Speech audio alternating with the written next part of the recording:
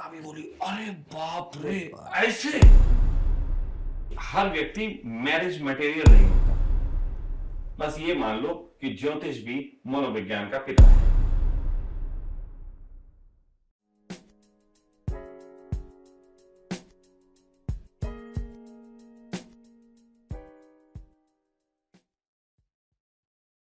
अच्छा बस oral sex बहुत बढ़ गया है सर। जब हम बात करते हैं, मैं लेकर के जा रहा हूँ थोड़ा सा आगे, आप जैसे गुरु बोलना चाहिए सर। हम सब बोलेंगे, हम बोलेंगे, मैं चाह रहा हूँ, हम बोलेंगे। मैं देख रहा हूँ सर कि आपका जो ऑरा है ना, उस ऑरे में मैं कहीं सेट तो होऊंगा नहीं सर, क्योंकि मैं ज्यादा छोटा पत्रकार हूँ। कोई बात नहीं, लेकिन मैं उस ऑरे की महत्वता को जान गया हूँ, इतनी चर्चा में मैं समझ रहा हूँ क्या। तो आज ये जो बढ़ रहा है इंटरनेट पे, आप दौर आ गया, या तो उसको मुंह बना के बोलता है कोई रिपोर्टर, बड़ा गंभीर विषय है, तो सहजता से पूछा जाए तो बड़ा ओपन सेक्स करते हैं लोग आजकल, जिसमें महिलाएं कुछ भी मर्यादा या पुरुष मर्यादा को ही लांग देता है। मर्यादा वाली क्या बात है इसमें? मर्यादा की बात नहीं है। देखो एक बात सुनो, संभोग का एक बहुत सीधा सा अर्थ है। अगर वो आपको अर्थ नहीं पता तो आपको संभोग भी नहीं पता। ठीक है। संभोग का अर्थ है प्रकृति के माध्यम से प्रकृति के निकटतम यात्रा करने का नाम। ठीक। प्रकृति के माध्यम से प्रकृति के निकटतम यात्रा का जो माध्यम है वो संभोग। ठीक है। अब वो चाहे मुख मैथुन हो, चाहे कैसा भी हो, ये दो व्यक्ति की निज स्वतंत्रता है। ठीक है। बस अब इसमें ओपन है कि बुरा है कि सीमाएं लांग गए हैं, अब ये क्या है?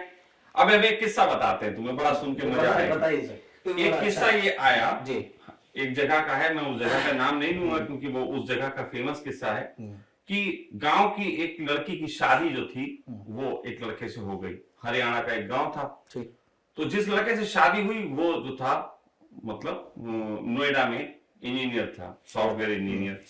तो वो अपनी पत्नी को अपने साथ ले गया, नोएडा ले गया। ठीक है। उसके बाद उसकी पत्नी हफ्ते भर बाद जो है वो आई वापिस घर में। जब घर में आई तो उसने अपनी भाभी को बताया कि हम किस किस प्रकार से सेक्स करते हैं। ठीक है। उसकी भाभी बोली, अरे बाप रे, ऐसे? ऐसे नहीं होता है। ये तो अच्छी बात है। उसने अपने पति को बताया, पति ने अपने बाप को बताया कि ये तो ऐसे ऐसे चल रहा है। बाप ने कहा हमारी लड़की वहां नहीं जाएगी। ठीक, गलत है भाई, ऐसे कैसे होगा? पूरी पंचायत बैठ गई। ठीक, जाने नहीं दिया। लड़की बोली हम जाना चाहते हैं, हमें आनंद आ रहा है, हम सब कुछ सही है, सब कुछ सही है। नहीं जाने दे रहे। ये कौन सा जमाना है भाई? हाँ। ये क्या चीज है? इसे आप क्या कहोगे? तलाक दिलवा दिया, पंचायत बैठलवा के, बाकायदा तलाक हुआ उसका। उस महिला को भी समर्थन में ले लिया होगा दबाव से। मैं फिर कह रहा हूँ। हाँ। और यहाँ हिंदू महिला और पुरुष मोर्चा नहीं खोल रहे, मैं सिर्फ एक मानसिकता बता रहा हूँ। एक बात है। ठीक है। तो दो व्यक्ति के बीच एक निजता में वो क्या करते हैं क्या नहीं करते हैं, ये उनके आपस का मामला होना चाहिए। ये और डिस्कस नहीं होना चाहिए कैमरे पर? किस पे?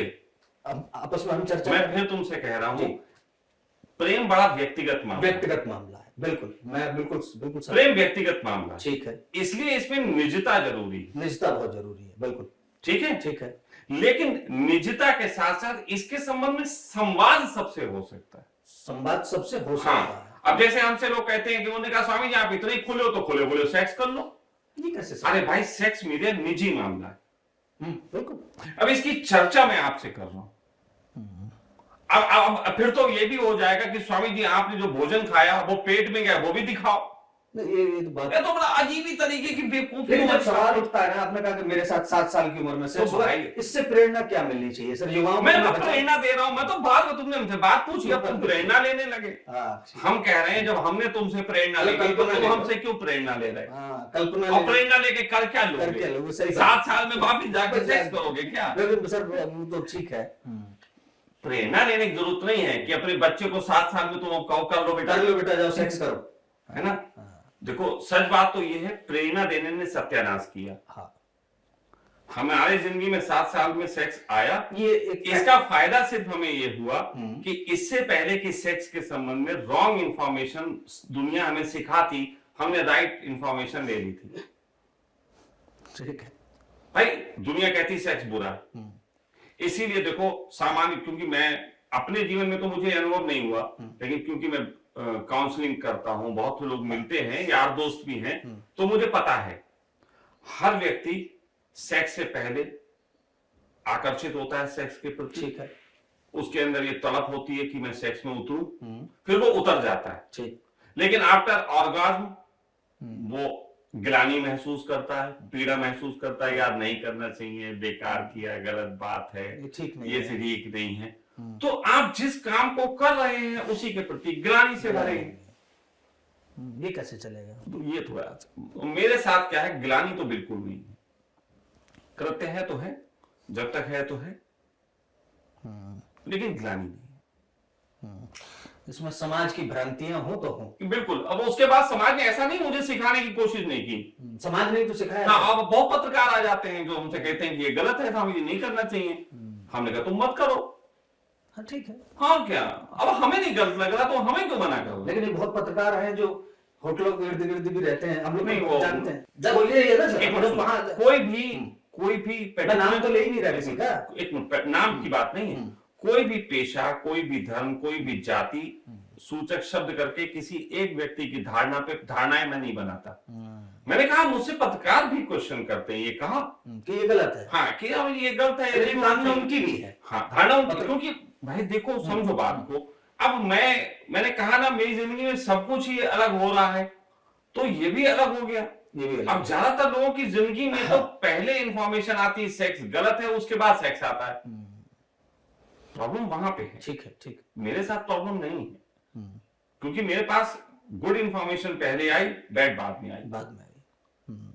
मैं धर्म में भी मेरे साथ ये हुआ कि मैं ध्यान में उतरा, मुझे पता ही नहीं था ध्यान क्यों किया जाता है। अब मुझे तो ध्यान में आनंद आ गया, बाद में पता लगा ध्यान आनंद के लिए करते हैं। वो तो आ ही गया।